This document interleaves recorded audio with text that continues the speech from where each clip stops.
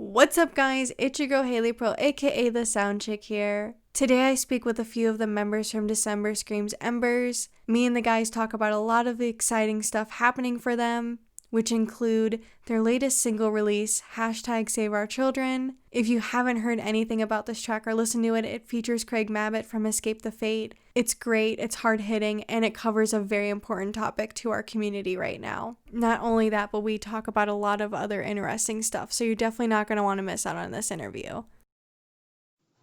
Hi, I'm CJ. Hey, I'm Jordan. Hey, I'm Will from December Screams Embers, and you're listening to the SoundChick.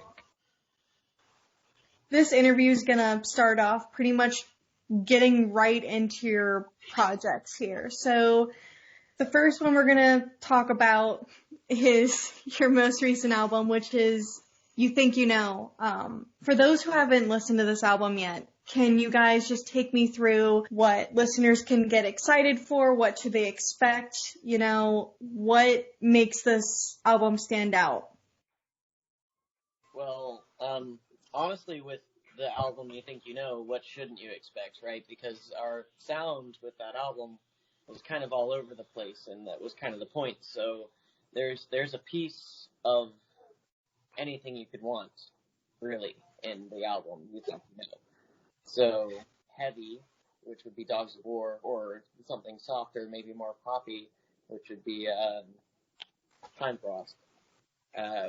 You've got whatever you want. If you want a ballad, there's Promises. If you want hard rock that doesn't quite scream, there's, the title track. Last Line of Defense. And then, you've got some pop punk, metalcore fusion and Addiction. I mean, we just took all of our favorite bands that we listened to when we were becoming musicians, Escape the Fate, Bullet for My Valentine, Asking Alexandria, and we kind of just threw all those concepts into a blender and made an album. And then threw in a little bit of synth and orchestral strings to kind of make it a little more modern. Other than that, some of the songs are definitely from the heart and from real stuff, like Addiction and Addiction was really popular in Australia for a little bit, actually. Wasn't it in the top, 13 at that radio station? Top 10 on an FM station in Australia, and I don't even know how it got over there. It was top 10 for a long time. It was like a month, right? They were just requesting the shit out of Addiction. And it just vanished. Yeah, and then it just vanished. That's exciting, though, that one of your tracks made it all the way to Australia. Yeah, and top 10 on an FM radio station for like a month. Yeah, that's one hell of a milestone to make. That's great. What would you guys say are or were your favorite tracks to work on off this album? Transformations, easily. That one was my favorite. I'd say my favorite song was Last Line of Defense, the title track, to play and record. I'm probably with Will on that one. It was Last Line of Defense. And what about those particular tracks made it so special for you guys to work on? Well, for me, Transformations was just a very special song to me. The lyrics came straight from the heart. Not only that, but I just about invented a whole new scream for myself just to do the song the way I felt it needed done. And I really felt like I actually used my vocals in that song. I felt like I used my range a little bit more in Transformations, and I liked where we went with it, and I liked how, the dynamic of the song is, and how it's just, it was really representative of us at the time, because, it was all over the place. How many key changes are there in that song? And yeah, I wrote the guitar work for that song, and it's probably the only song I did by myself. CJ helps a lot with everything, but I did that one mostly on my own, and I made it crazy. Tempo changes, the verse and chorus aren't even in the same key. It changes genres, it goes from something that sounds like deathcore to hard rock to metalcore to ghost to pop rock. It's just a really interesting, cool song to jam out to, and the lyrics are straight from the heart from it. It's a very personal song for me, so I love it a lot. It's my favorite song off the album.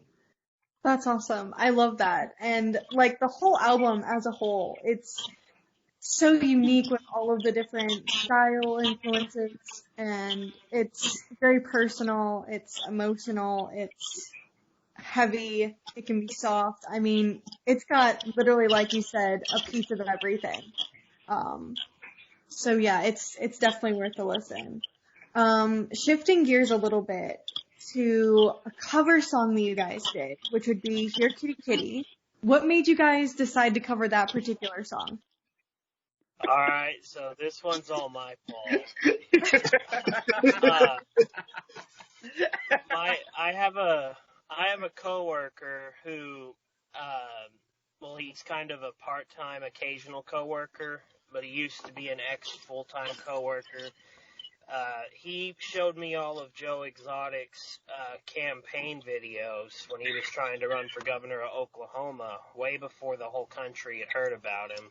And I thought the guy was just crazy. He got in a car wreck. He's walking around in a neck brace and with a one crutch and all this stuff around all his tigers and just going on and on. And anyway, he got in contact with him, and Joe offered my coworker a job at his restaurant at the Tiger Zoo and rent on the property. So Johnny went to work for them, and then I found out later that, Joe gave them that restaurant, and it turns out it's because Joe was going into hiding for his murder for hire investigation and whatnot.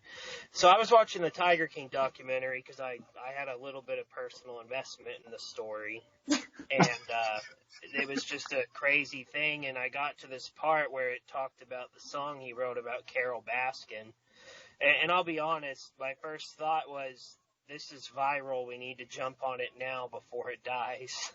We were probably a little late to the party, but yeah, we wanted to make the video half serious, half funny. So I made CJ get a haircut and get some bad teeth to look like Joe's husband, John Finley. And Joe always sat in a chair in the interview. He was like never anywhere else. So, that's why the music video has CJ looking goofy and running around always with a chair stuck to him. Except for the one part where he's fighting my stuffed tiger from childhood. Then I got a wig and some stuff and a revolver and some other stuff, and we made Jordan look like Joe, and we used part of my wig to give him that blonde hair, and then I was the bearded Carol Baskin. It was just fun.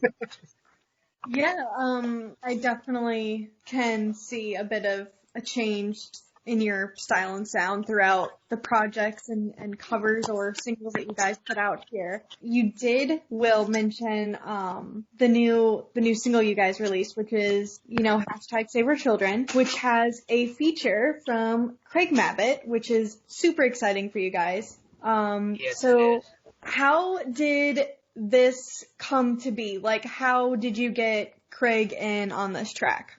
So I'm not going to steal the whole thing. I'm going to let them talk, but to just give you my short rundown, Jordan Rage here was very adamant posting the #SaveOurChildren, and I kept watching all my friends share it over and over, and to me, it was just looking like, at first I was against the movement, not because I'm for, children getting hurt, but to me it looked like a bunch of keyboard warriors making themselves feel better, sharing a hashtag, and then, that didn't help anything. To me it was just a trend that was wasting time, and it was kind of pissing me off, and then I had a few arguments with Jordan about it, friendly arguments in the comment section, and I spent a lot of time trying to think of a real solution, and I suggested I messaged Jordan one day, and I said we should do a song and name it the hashtag so that our song becomes the hashtag, and if it does something, it can actually make a difference. We can donate. We can actually maybe save some kids or help some kids that were victims, instead of it just being a posting thing.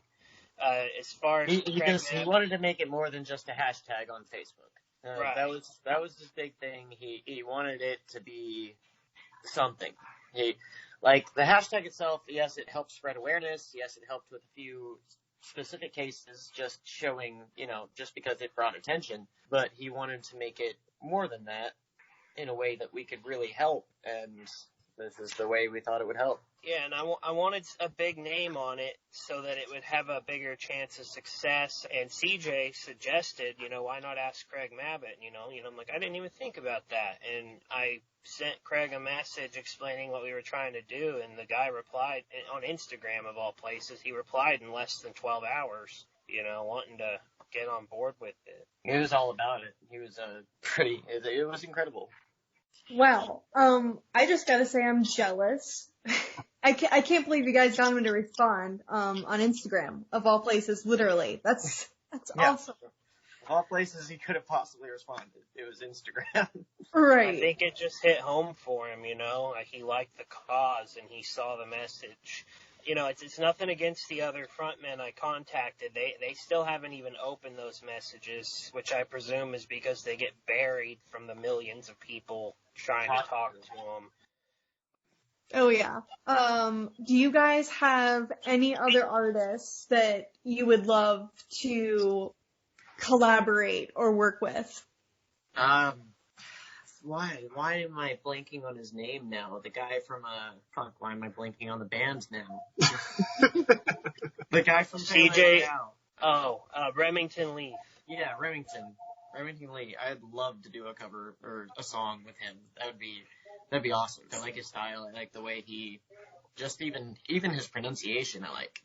So I'd love to do a song with Remington. Yeah, He did all the vocals in the American Satan movie where Andy Biersack played the character. Yeah, I would love to do one of it too. But what about you, CJ? I mean, most of my guys would probably be just guitarists. So people like Jackie Vincent, formerly of Falling in Reverse, he's doing his own solo thing now. Michael Paget from Bullet for My Valentine. Monty Money from Escape to Fate, or formerly from Escape to Fate. Just these big time shredders that they're just fantastic guitar players. I'd love to play with them. For sure. Be nice to learn. Oh yeah. And then, for me, I would love to work with Chris Motionless from Motionless in White, or Spencer Charnitz from Iceland Kills, or the band that got me into metal in the first place, Matt Tuck from Bullet for My Valentine. I would be real happy to do a song with any of those guys. Oh yeah, for sure. Chester, if he was still alive. Oh yeah. Yeah, I would have mentioned that if he hadn't passed. Yeah, if he hadn't passed, he got me into rock. Like, Hybrid Theory was the first album I ever bought. Yeah, and he covered a lot of similar themes to our band. Yeah, actually. Yeah. And I will say, I think if Chester was alive, he'd be happy to see this single, because I know he was a victim of sexual abuse as a child. That was public knowledge for anyone who was a diehard fan and looked into his pre-famous days. For sure. Let's segue into another exciting topic for you guys, which is the fact that your band is signed with Misanthropic Records. This is kind of a huge milestone for bands to make. So talk to me about it. What's it like to be a part of this label? Eat, sleep, and breathe metal. It's actually an incredible experience. The label really works with its artists. The label is really interactive. I personally had several conversations with the label head, and it's nice having a label that actually seems to give a shit about its artists. Yeah, it seems more like it's a family than a business. I mean, obviously it is a business on both sides, but just the back and forth you get between label management, people like that, and just the artists, especially they've got the whole label chat that goes on Facebook, and they're available pretty much 24/7 if we need something.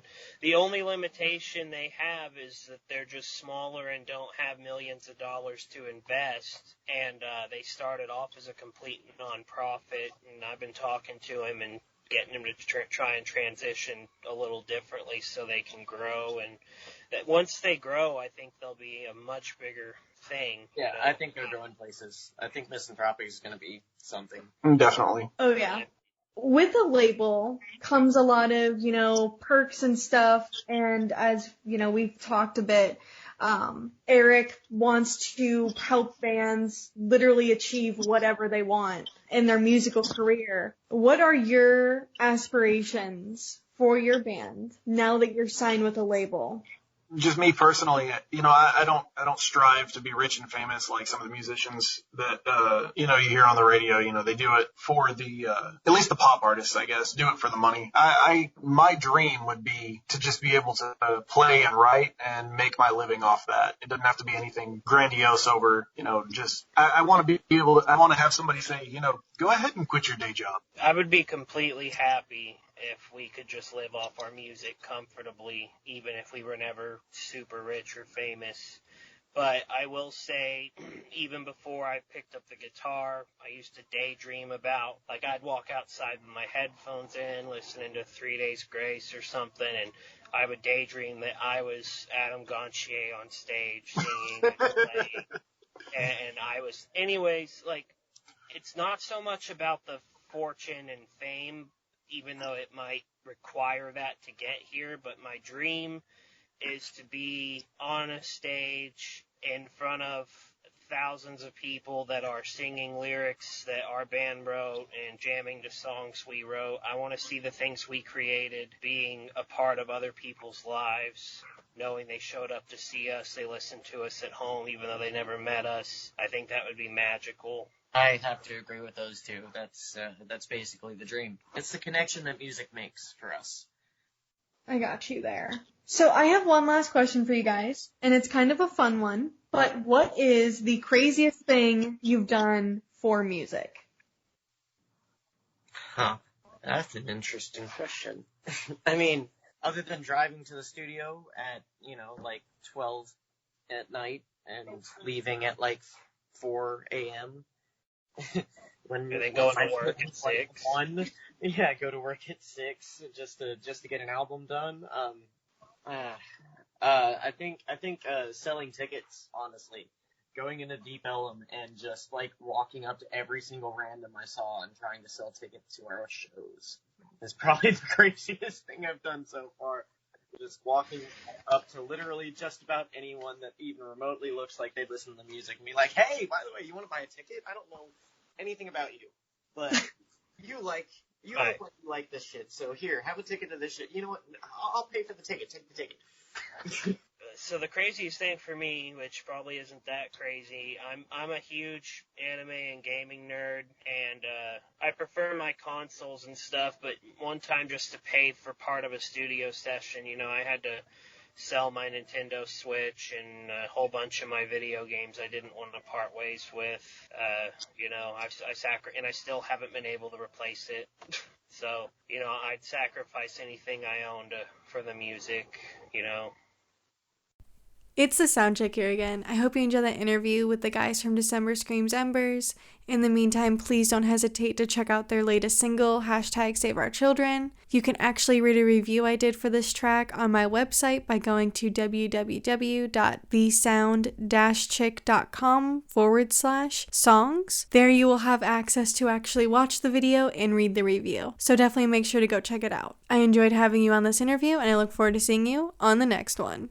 If you're interested in reading up more of my interviews or music reviews that I do, follow me on my social media on Twitter or Instagram at @RealSoundChick. This is a great place to see all of my updates, so definitely check it out there. In the meantime, rock on, my dudes.